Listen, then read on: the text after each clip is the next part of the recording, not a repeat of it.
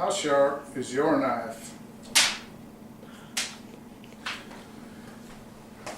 That's one of the subjects that we're going to be covering on our new series on sharpening.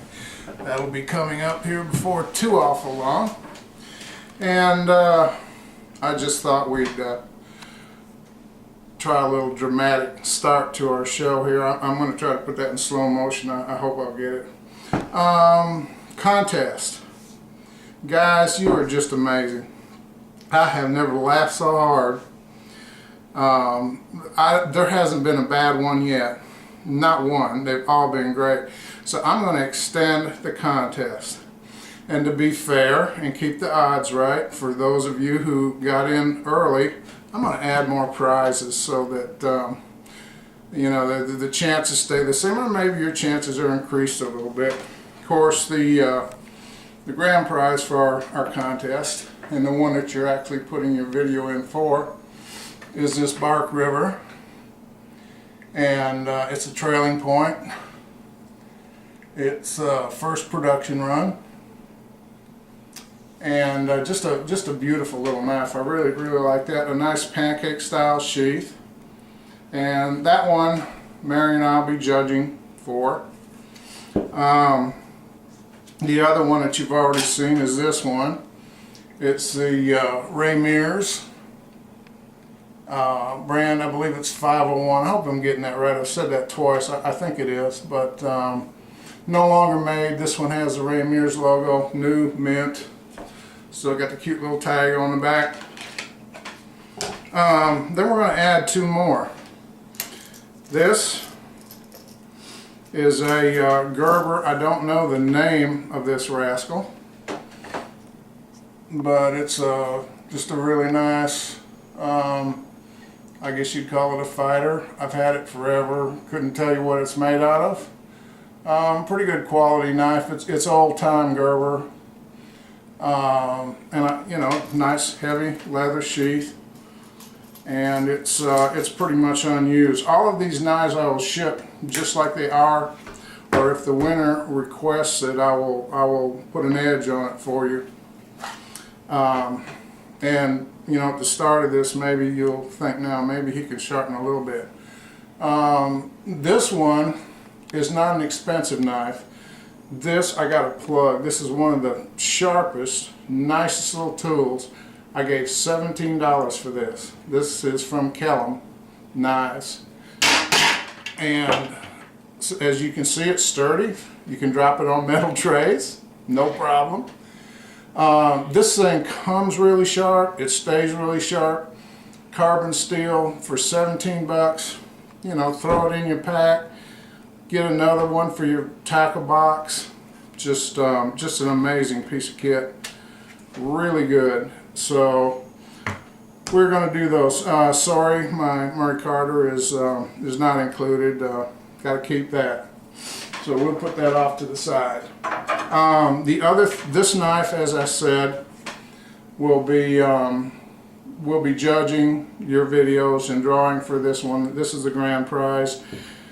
These three, we will assign numbers to each entrant, and then we will pick a number, and you will get the prize associated with that number. What's upcoming besides the contest? Now, the contest will end on Christmas Eve, the 24th. Obviously, we're probably going to have friends and family over for Christmas, just like you are. So as soon as Christmas is over, sometime between Christmas and New Year's, Mary and I will sit down and judge all the entries. And as soon as our sides stop hurting from laughing, we will get do a quick video and announce the winners, and you can send me your addresses and we'll get your prizes out to you. One of the series that I have coming up is on sharpening, and it's going to be a three-part series. I'm going to try to really do it in depth. I've had a lot of requests for it, so I'd like to go ahead and get it done, and I want it to be definitive as of this moment. You always learn more. I've been doing this for close to 48 years, and I've always learned stuff from day one right up until now. I threw something together this morning. I've kind of had it in my mind and I went ahead and made it. And it's this little tool right here. Oh, we had a camera malfunction. Mary decided to take you off for a spin, so I hope you enjoyed that. And if you're not dizzy now, we'll get back to this.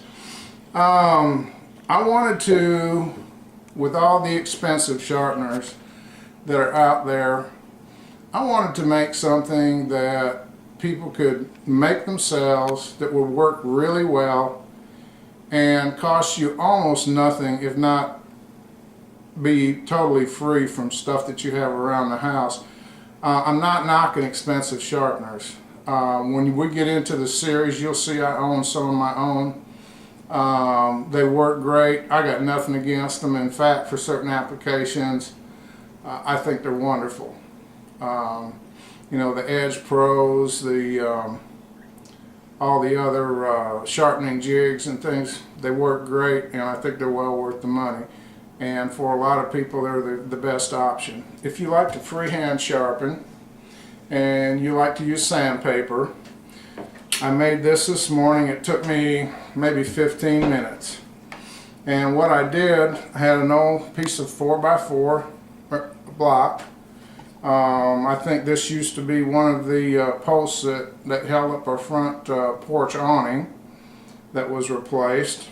And just a little piece of 1x2 here, and I cut it so that this sandpaper is the long way here. So I cut this down to 6 inches, no, excuse me, 9 inches, because this is 11 inches. The sandpaper is in length. So that gave me an inch on each side to clamp with.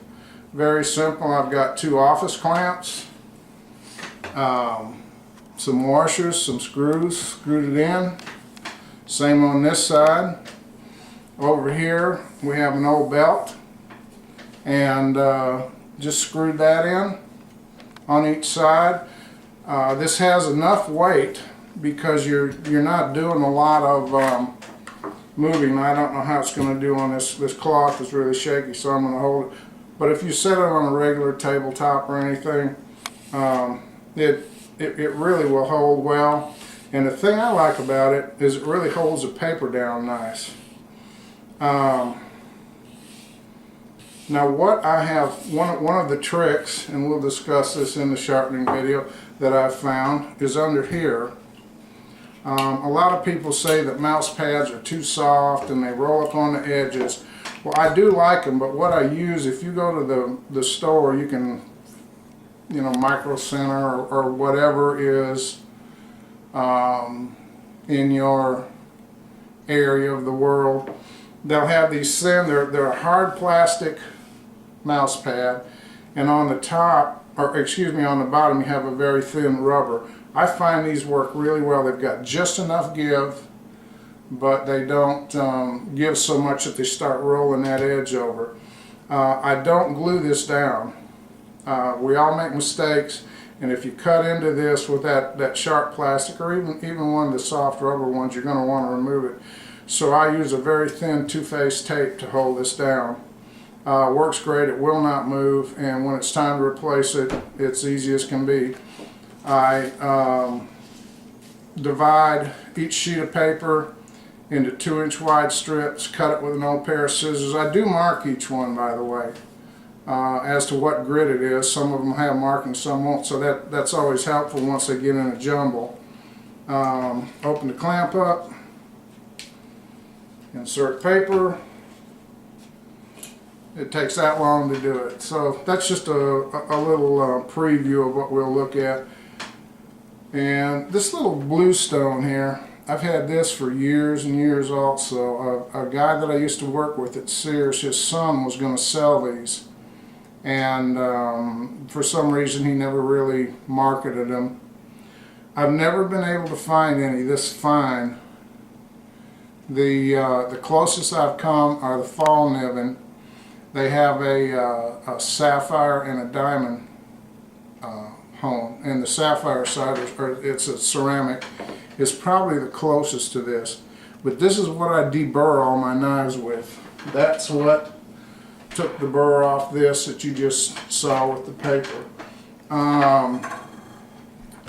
You know, I've said before, for me personally, you know, sliding in the wood just doesn't work. I don't know if I don't do it right, I'm using the right wood. I know other people have perfect success with it and it works for them. It does not for me. I've taken knives by pretty famous makers. I'll get them. A lot of them hand sharpen their knives, and one pass on this side of this stone and I can feel the burr. I can feel it roll right over, and once I remove that wire edge, and this is how I do it with this stone. I think you could also do it with a smooth steel. Kylie is going to sell a line of steels, which I'm very interested in. I've ordered some to try them. I think they'd be great to do it. So we've got a lot coming up. I've got cut test with rope. I'm going to use. I exchanged some emails with John Davis, so I'm going to try to match what he is using as exactly as I can, and we're going to cut with the. I apologize for the camera. My camera person's having problems. Give me 1 second. If you tighten the handle there, it'll stop a lot of that. There you go. And the diamond blade knife is one that we're gonna check. I've got one similar. If you looked at videos today, you will see that Waco just did the first 2 deer with the one that I sent him to test. I have one same blade shape, little handle, different handle material, and I'll be rope cutting testing with that. I have an old Gerber Vascoware, an old FS2, which I thought would be interesting. It was always my gold standard for edge holding. Stuff is hard to sharpen, and I think it'll be really hard. I've used it as a work knife cutting cardboard, opening boxes of fluorescent tubes when I did electrical work for Sears, and all day long that thing would go down those 3 sides to open that, running against those fluorescent glass tubes, and it never dulled. So I think it'll, expectations are high for it anyway. I've got an M390, I've got an S90V, I've got a CPM M4 in different configurations, so we're going to have a lot of fun stuff coming up. I really appreciate your support. I hope more of you will get into the contest, and more prizes, more fun.